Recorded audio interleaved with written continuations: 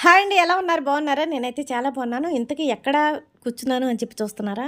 ఊరు నుంచి ఇంటికెళ్ళే దారిలో ఈ పొలాలైతే కనిపిస్తాయి కదా! ఇప్పుడు మినపకాయ సీజను. మినపకాయ కూడా చాలా వరకు మొత్తం లాగేసారు అయిపోయింది. ఈ పొలం ఒక్కటే నాకైతే కనిపించింది. అక్కడక్కడ కొన్నయితే కనిపించినియి. ఇంక మా బావనైతే అడిగాను, "బావ ఒక్క 10 నిమిషాలు, ఒక్క 5 నిమిషాలు ఆ పొలంలో కూర్చొనొస్తాను బావ" అనైతే చెప్పాను. ఇంక మా బావ అయితే అదంతా ముందు కొట్టేసి ఉంటారు తెలుసమ్మా, జాగ్రత్త తొందరగా అయితే వచ్చేసేయి అనైతే చెప్పాడు. ఇంకా ఆ పొలంలో అయితే కాసేపు ప్రశాంతంగా అయితే కూర్చున్నాను. నిజంగా ఆ గాలి, ఆ మట్టి వాసన అవన్నీ అయితే మాత్రం నాకు చాలా హ్యాపీగా అనిపించింది.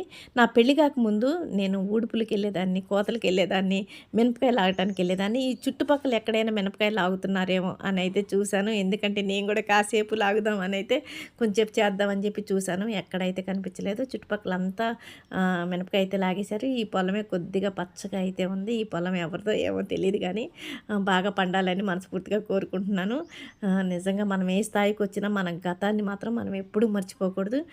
నాకైతే ఈ పొలంలో కాసేపు నేను తిరిగి, కాసేపు కూర్చొని మా బావ నేను ఇంక బయలుదేరి ఇంటికైతే బయలుదేరి వచ్చాం. నిజంగా నాకు చాలా హ్యాపీగా అనిపించింది. మీలో ఎంతమంది ఇలా పనులకెళ్లారో మీ చిన్నప్పుడు, మీ పెళ్లి కాకముందు నాకైతే కామెంట్ చేయండి.